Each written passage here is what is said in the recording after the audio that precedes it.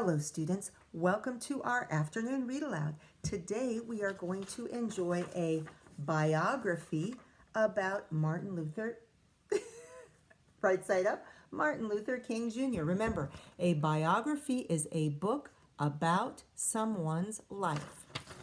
So let's sneak peek the cover, and remember, in an information book we can already start to learn from the cover. There I see Martin Luther King Jr. smiling.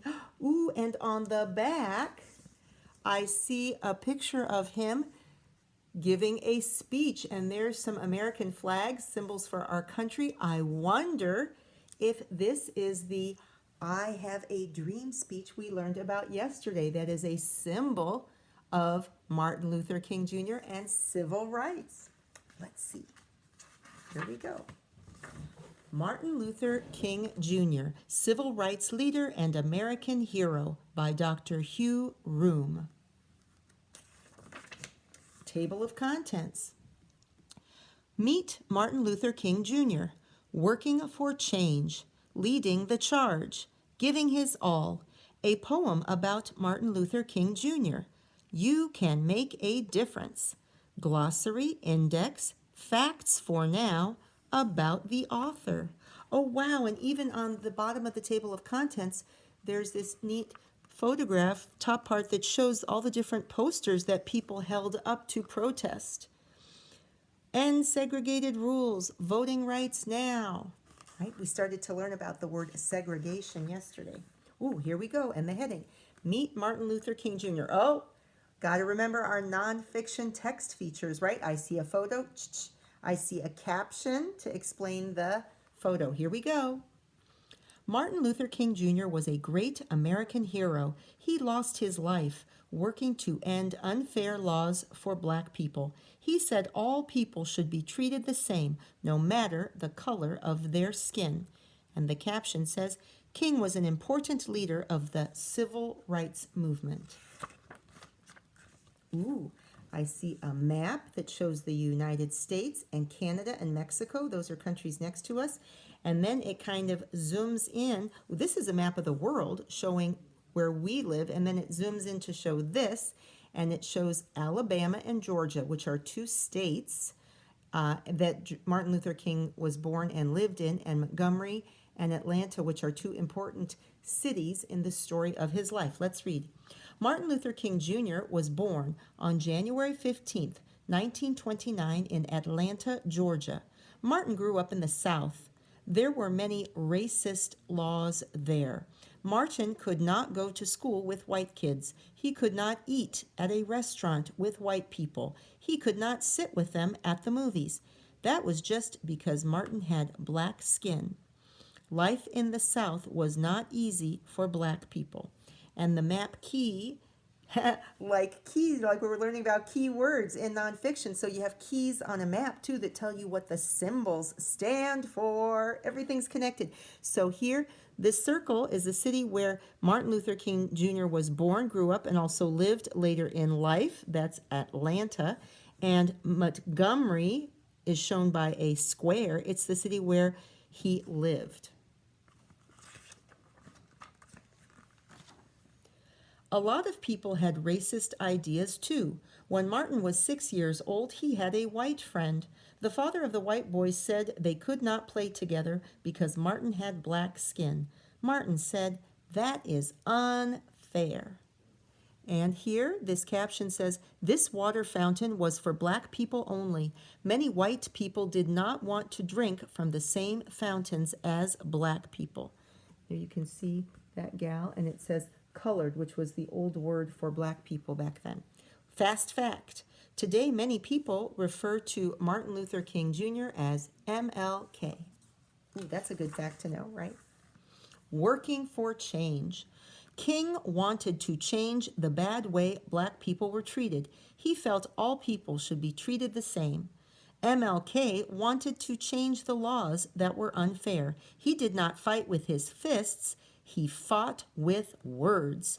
King speaks to the people in his church. Remember, we learned that he studied religion and became a minister. And I'm glad they made that point about how he fought with words, because yesterday when we were starting to learn, it talked about fighting for civil rights. And I even use that word, fighting. It doesn't mean fighting like this, right? It means peacefully doing protests and doing all other different things to make change. King worked hard in school. He learned how to write about the unfair laws. He learned how to speak out against racism. King married Coretta Scott in 1953. They moved to Montgomery, Alabama.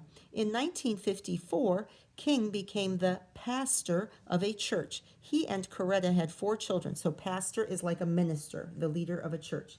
And there he is with 2 of his children, with his daughter Yolanda and son Martin Luther King III. His son was named with the same name he had. Black people came to King's church to hear him speak. They wanted to learn how to change the bad laws. King believed people should never hurt each other. He chose peaceful ways, like marches, to fight for change. King is greeted by supporters and his wife in 1960, and here's a picture of a parade. And fast fact, I have a dream that one day little black boys and black girls will be able to join hands with little white boys and white girls as sisters and brothers. Ooh, I think that's from the I Have a Dream speech. Leading the change. In Montgomery, black people had to sit in the back of the bus. If a white rider needed a black rider's seat, the black rider had to give it up. King called for a boycott. Black people would not ride the buses until the law was changed. The bus companies lost a lot of money. The law was finally changed. King rides a Montgomery bus after the law was changed. Oh, I think the word boycott is a key word, so I'm going to write it on a Post-it. I'm going to write it on a Post-it. Boycott.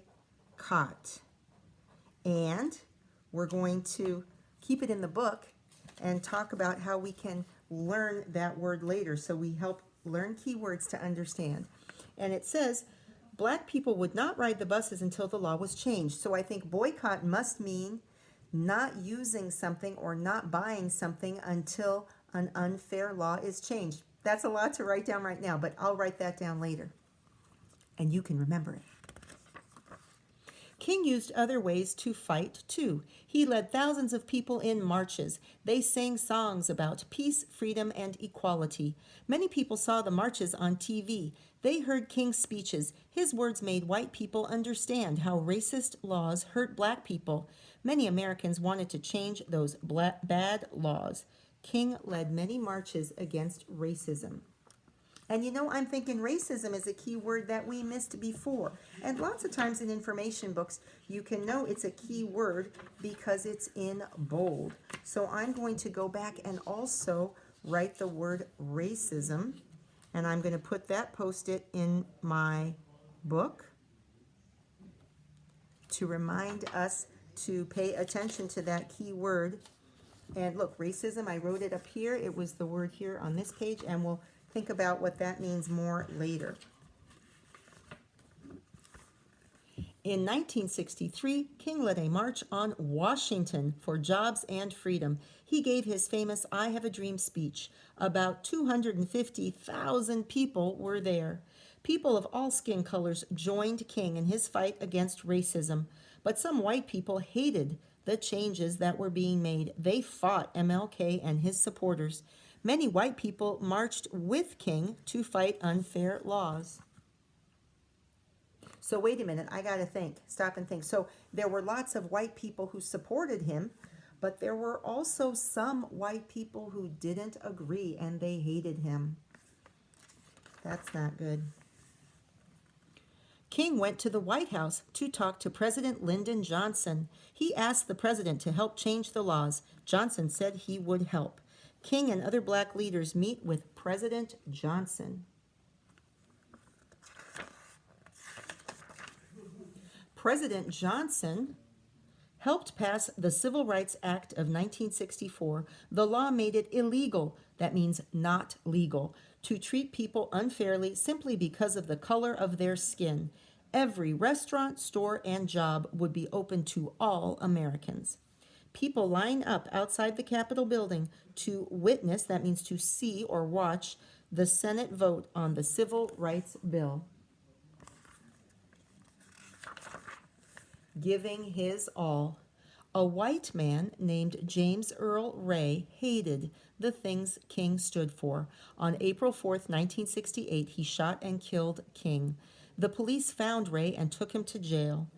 President Barack Obama tours the Martin Luther King Jr. Memorial in Washington, D.C. So this is a memorial because he was shot by someone who hated his ideas. So this is a memorial that you can visit here in Washington, D.C. Fast fact, every year we celebrate Martin Luther King Jr. Day. It falls on the third Monday in January. Martin Luther King Jr. is a hero to people of all backgrounds and colors. He made our country a better place. He died to make life fair for all Americans. Here King waves after giving his I Have a Dream speech. And here's a timeline. Remember, that's something we sometimes find in information books. Here's a timeline of his life. He was born in 1929. He became a pastor. He got the unfair bus laws changed in 1955, marched on Washington in 63. They passed the Civil Rights Act in 1964, and he was killed in 1968. Oh, here's a poem about Martin Luther King.